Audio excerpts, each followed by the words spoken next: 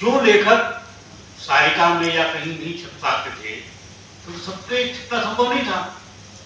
वो सब लेखक इन छोटी छोटी पत्रिकाओं के माध्यम से सामने आते थे और उपलब्ध नहीं होती थी पत्रिकाएं तब भी। दोनों मुझे याद है कि प्रगति साहित्य भंडार था, वहां पर बहुत सारी पत्रिकाएं आती थी जहां जाकर हम पढ़ते थे, या किसी मित्र के पास आई है, किसी वरिष्ठ साहित्यकार के पास आई है, तो वो फिर हम लोगों को दे दिया करते थे पढ़ने के लिए।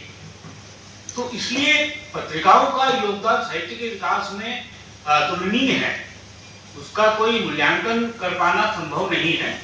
और मुझे लगता है आज के समय में उसकी और ज्यादा आवश्यकता हो गई है, क्योंकि जब से ये डिजिटल युग आया है तब से ये हो गया है कि मुद्रित सामग्री वो खत्म हो गई और लोगों में पढ़ने की आदत खत्म हुई।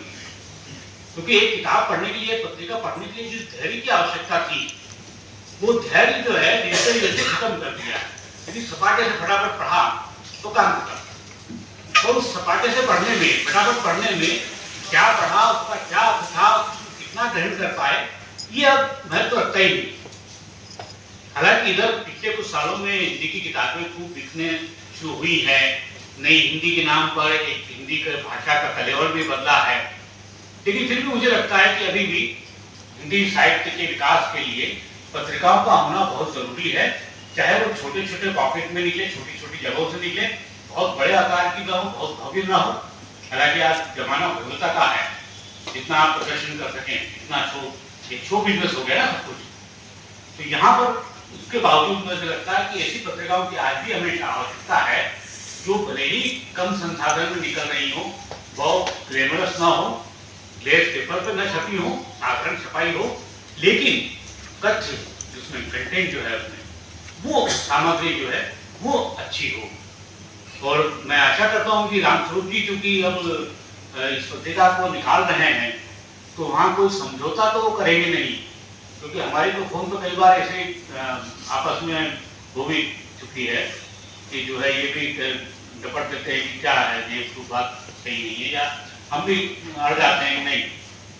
तो वो उस तरह के स्वभाव के हैं, तो मुझे लगता है कि बहुत अच्छी पत्रिका हमारे सामने आ रही है और ये लगातार तरक्की करेगी, विकास करेगी, इसकी मैं पूरी आशा करता हूँ। और इसके लिए जो भी सहयोग हम लोगों से बन पड़ता है हमें करना चाहिए। इसी के साथ में आपको फिर एक बार धन्यवाद देता हूँ। बहुत बहुत आभार आपका आदरणीय भारद्वाज जी। आपने बिल्कुल सही कहा कि छोटी पत्रिकाएं जो होती हैं साहित्य को जिंदा रखती हैं, और लेकिन छोटी बेशक होती है लेकिन उनका तेवर और कलेवर जबरदस्त होता है।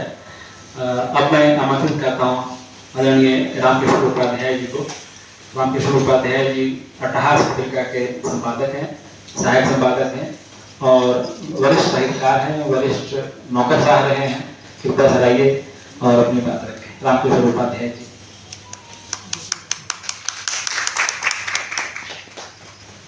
नमस्कार आदरणीय मंच।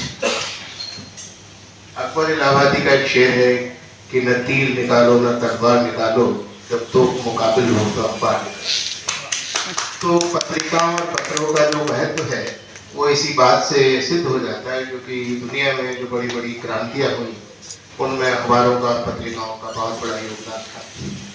यदि मैं अपनी बात करूं तो जब मैंने पहली बार कादम्बरी में अपनी 3 कविताएं भेजी, उसमें उस समय होता था एक युवाओं के लिए एक कोना होता था, एक पेज होते थे, तो जब उसमें कविता मेरी छप गई तब मुझे लगा कि मैं कविता लिख सकता हूँ। तो ये पत्रिकाओं का महत्व है, और पत्रिकाओं में यदि आपकी रचनाएं छपती हैं तो आप निश्चित रूप से आप ये समझिए कि आप उस प्रगति की ओर बढ़ रहे हैं जहाँ आप पहुँच रहे हैं। तो पत्रिकाएं जो है वही व्यक्ति को, लेखक को अपना सम्मानजनक स्थान भी दिलाती है। जहाँ तक आज इस पत्रिका का प्रश्न है और व्यंग धारा के बाद तीसरी पत्रिका बहुत सारी आई और बंद भी हो गई है, लेकिन विभाग की ये 3-4 पत्रिकाएं हैं जो निरंतर छप रही हैं। ऐसे परिवेश में जब बड़ी बड़ी पत्रिकाएं बंद हो गई, एक नई पत्रिका का आना और व्यंग विधा पर केंद्रित पत्रिका का आना निश्चित रूप से इस गर्म मौसम में एक ठंडी हवा के झोंके की तरह से। तो मैं इस व्यंगलोक के प्रकाशन के अवसर पर मैं रामस्वरूप दीक्षित जी और उनकी सारी टीम को बहुत बहुत बधाई देता हूँ। और मैं समझता हूँ कि अपनी गुणवत्ता और अपनी स्तरीयता को बनाए रखते हुए यह पत्रिका लंबे समय तक चले, यही मेरी शुभकामनाएं। और पत्रिका के लिए धन्यवाद।